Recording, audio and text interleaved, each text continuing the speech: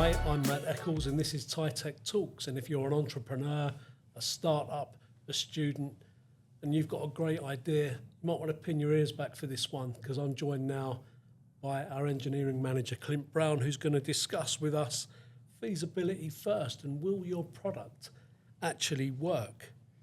So, Clint, people come to us with great ideas. They don't know what to do next. What is product feasibility, and why is it step one? Well, it's step one because, whether you like it or not, everybody's product or everybody's idea, to them, they've spent, the entire time with it. They've watched it, they've developed it, and they feel like, it's their baby, right? And that's kind of the way everybody always feels about their project. And you need somebody that can kind of take a step back, take a fresh look at it, and say, hey, there's some gaps here. You need to fill these gaps before you want to move forward. Yeah, running before they can walk. Maybe. Exactly, because that's a classic mistake is people try to do too much too fast. So, they're sitting here thinking about, we've got this great product. Let's start putting stuff on, Facebook and, all the different platforms that we are on to advertise it, and they don't even have a way of making it yet. Right. And it's like, yeah. Okay, then you build up all this hype for a product that you can't sell yet. You can't deliver. You can't deliver it. And then your reputation's gone. And the next time you start hyping it up, everybody's just like, yeah, okay, we'll see. So that's kind of where we come in as a litmus test for, I was going to ask, how do we help people validate the idea? Well, we're in various industries. So, we can look at something. We've had projects come to us where it was somebody, they thought they had a really unique idea. And we get to looking at it, we run it past some of our factories. There's like, these are like a dime a dozen over here. We can find these things anywhere. And it's like, okay, well, maybe this isn't as hot of an idea as they think. So no market research. There's not any market research done. They just know it was something that they thought would work great for them, and they're not wrong, but they just don't do any market research and know that they're entering a highly competitive market. Right. So that's one step that can definitely be skipped, and if it is, it can really bite them later on because they've dumped all this time and effort and developed tooling or drawings and everything, and now they're entering a field that they're never going to be able to compete in because they're not even a fast follower at that point. They're somebody that's just not done the research up front. Yeah. Another thing is, let's say you have done all of that and you do have a unique idea. Depending on how unique it is, have you filed for a patent? That's another thing where we can look at a product and we can say, hey, this is unique. You need to protect yourself. Because the second you start advertising that stuff, the second you start putting that stuff out there, if you don't have a patent, you're not protected. So someone with more resource and more know-how can just take that and run with it. Right. And you've not protected yourself. You've not put any kind of a claim on it. They're just going to say, I thought of it at the same time they did. And you don't have any way of protecting yourself from that. So that's another thing that we always suggest. And, the other thing is, and this is something that tends to be a little bit more touchy sometimes, but it's, how invested are they? Yes. We get a lot of people that come in and they have a great idea. They just want to sell the idea.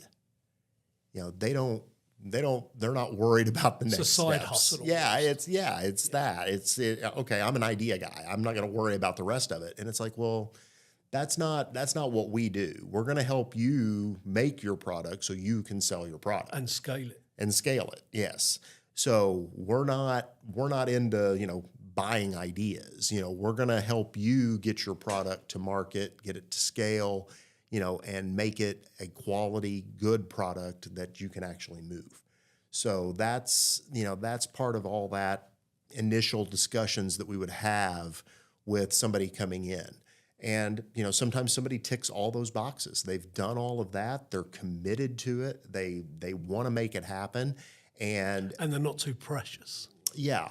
Yeah, they're not. Yeah, it's not. Well, I couldn't be bothered to change my design. This is mine. It's like you have to be open to criticism. You have to be open to And guidance. yeah, not even necessarily criticism, but guidance and listening to people that have brought things to market and know if you try to scale that, it's never going to work. Yeah. You can make anything once and make it great. It's making it 100 times and they're all the same, every one of them. Yeah. Because that's where the repeatability comes in. That's where your reputation comes in. And, that's what's kept us around for 25 years. Yeah. We can do that. We know how to do that and we have the resources to do that.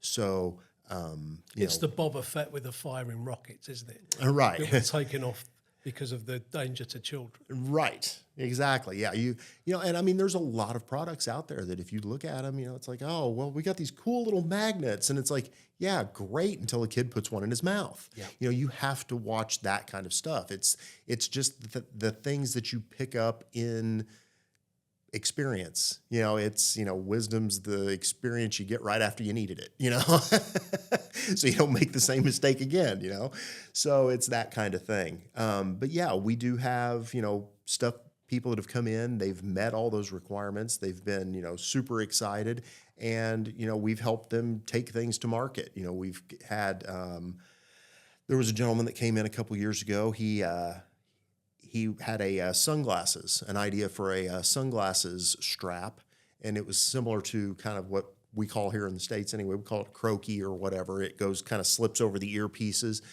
But he had that, but inside of it, it had a coupling in the middle, and inside, whenever you would separate that, there was a microfiber cleaning cloth inside. Nice. So it would keep that protected and clean. It wouldn't get the mud and the dirt and everything on it. And you could open it up, clean your glasses, close it back up, and it's sealed and it's protected again. So he came to us with that idea, and we got him some prototypes, and he liked the prototypes. And then it was like, all right, he placed an order. We started making them, and it was, okay, how do you want us to ship these to you? And he was like, oh, I hadn't thought about that yet. And it's like, okay, well, we can either bulk ship them, or we can, if you want us to do packaging, we can do packaging for you. So we started Point of sale packaging. Yes, yeah, the individual unit sale packaging, and then also the IFU that went in it. You could hang it on the little hook, or you could. What he ended up going with was it was a bulk pack of the individual units, but it also had kind of the flip top where you could open it up and put it on a counter, right by the cash register or whatever. So we were able to do those things for him. For that impulse purchase. Right. Yeah. So it's like, you get to you're walking out, it's like, oh, that's a cool idea, and you grab one because it's, $10 or whatever, and you walk out with it. And that's, where we can help, because we think about that stuff kind of up front, and we can help at pretty well any stage. I mean, I'm on the engineering side, but you're on the marketing side. You can help with the marketing research. If they've not done that, you can do the research and say, hey, is this something that's, And that's are there competitors out there? That goes into our sort of turnkey offer above and beyond the traditional elements of that. Yeah. I mean, we want our customers and we want our clients to succeed. And because when they succeed, we succeed. So it's like, we don't want to just supply you parts once. We want to supply you parts and assemblies and product that are ready to go and you're going to succeed with, because then you're going to come back and buy more. And that's ultimately what everybody wants. So, when we help you succeed, then you're going to come back to us. So just finally, what would your biggest piece of advice be to an entrepreneur, a startup, a student who has what they think is a great idea? I think the number one piece of advice is you need to be open to guidance, and you can't let your pride and your ownership of the idea become a hindrance. You have to be open to that, and then you have to seek that guidance out. Don't be too proud to ask questions. Don't be too proud to say, hey, I've never done this before. Can somebody help? Sure. Great advice. Thanks, Clint. And if you're an entrepreneur, a student, a startup company, come and visit us at tytekindustries.com. You can download our latest blogs, watch our TyTek Talks episodes, and download all sorts of exclusive content. We look forward to seeing you next time.